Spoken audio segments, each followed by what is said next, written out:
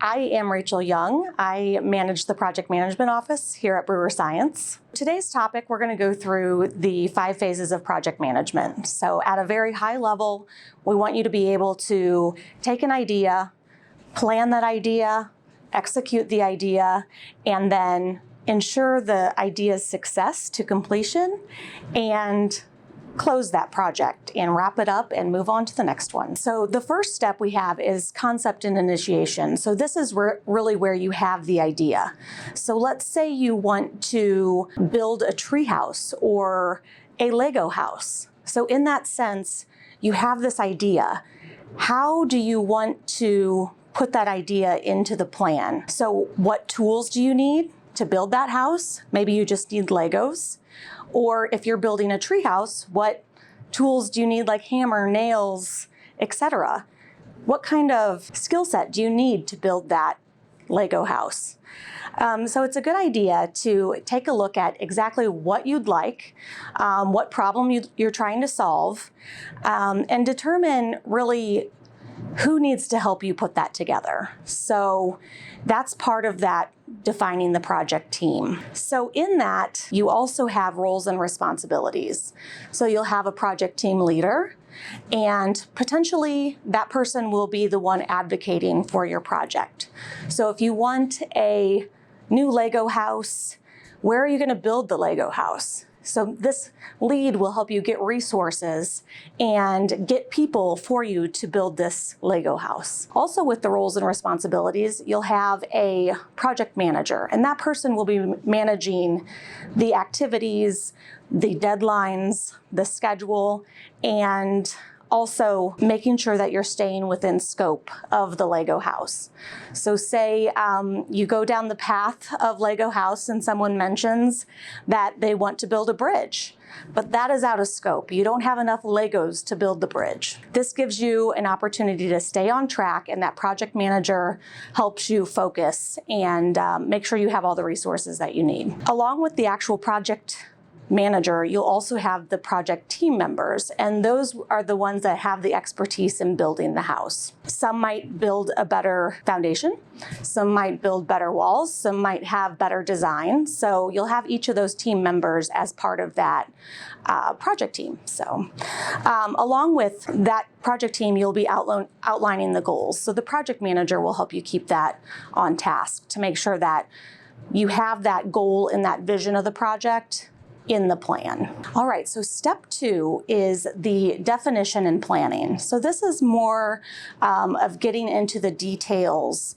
of that Lego house. It's really listing the requirements. So you want to build a house. We talked a little bit about building a tree house or a Lego house. What does this house need to look like? What reasoning do you have, and what kind of drivers do you have to build this house? So those are really requirements. So does it need to have rooms? Does it need to be in a tree? Is it just on a table? Do people have to live in it? These are all the types of requirements that you'll want to list out together. And that helps you define and plan your timeline. So in that, you have the initial idea. One of the next steps is defining the project scope.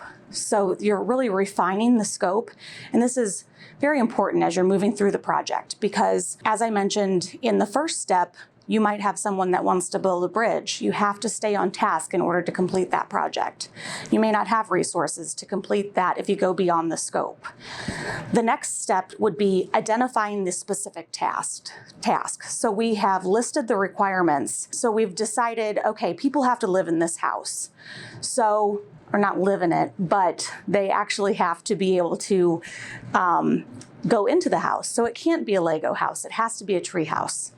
So in that, you have to identify the tasks that you have to complete in order to have that tree house be successful. So in doing that, so you're going to pick out your tree, you'll pick out your materials, and then who's going to do each of those tasks. So in that as well, you'll define your timeline. So how long will it take you to do each of these activities?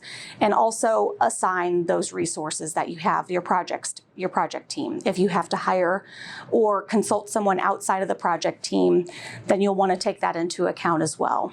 And a big piece of this is setting your budget.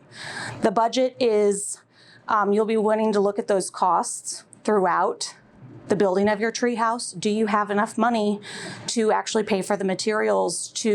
If you have to hire someone from outside, do you have enough money to pay them? So that's something that you want to always keep an eye on whenever you're managing your project.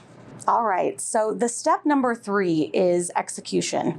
So whenever you're looking at so you've gotten past the planning, you're ready to build the treehouse. You have a timeline still that you're managing. For that execution, you need to be looking at the resources that are needed, what resources have to be obtained, and at what point in time. So if you need to go to the store and purchase some lumber, where is that going to fit in with your more detailed timeline?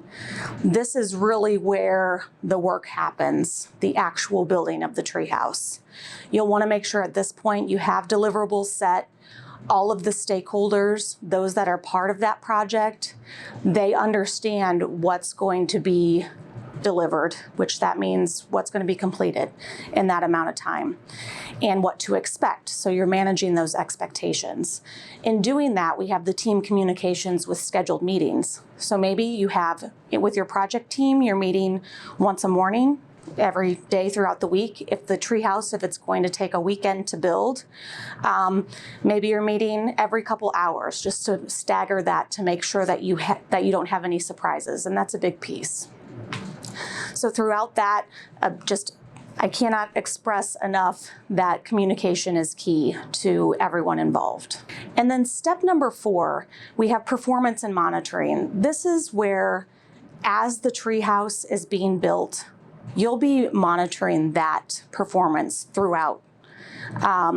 You might have the project manager and potentially the project lead on site watching that project, and as the lumber is coming together, just making sure that that's being managed to the scope and that we're keeping track of the progress.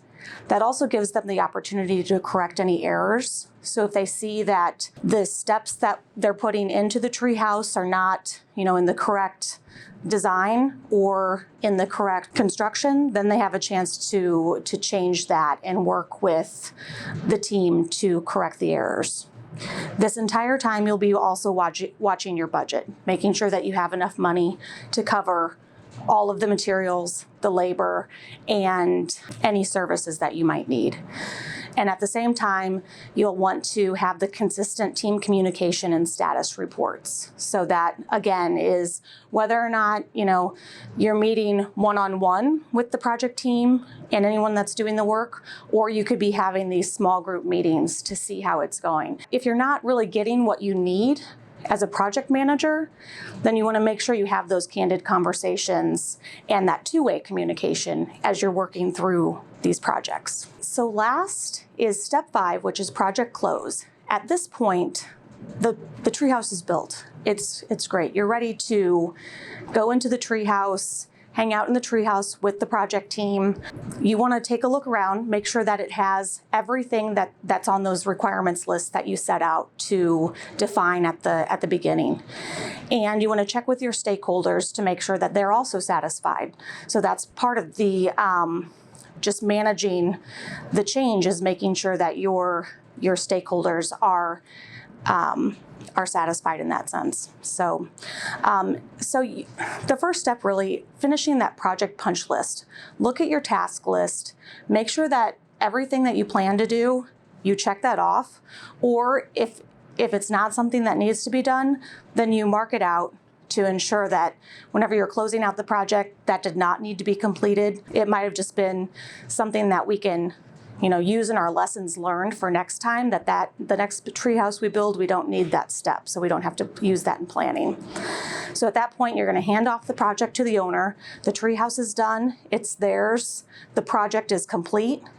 If they need something else on the project, on that treehouse, then we'll open a new project, and that might be considered a next phase. Like I mentioned, you'll also document the lessons learned. So the next time you build a treehouse, you have an idea of what time it's going to take. If there's any different design elements that you'll want to consider, and that will all be housed in a central repository, maybe Google Drive or another tool that you can use for others to build a treehouse. All right, so this concludes our presentation for today. I hope these 5 steps will help you in managing your next project, whether it be a treehouse or if you decide on a Lego house, on time, on budget, and enhanced customer satisfaction. That's our motto in the PMO department, and that if you keep that in mind, that'll help you stay on track throughout the project.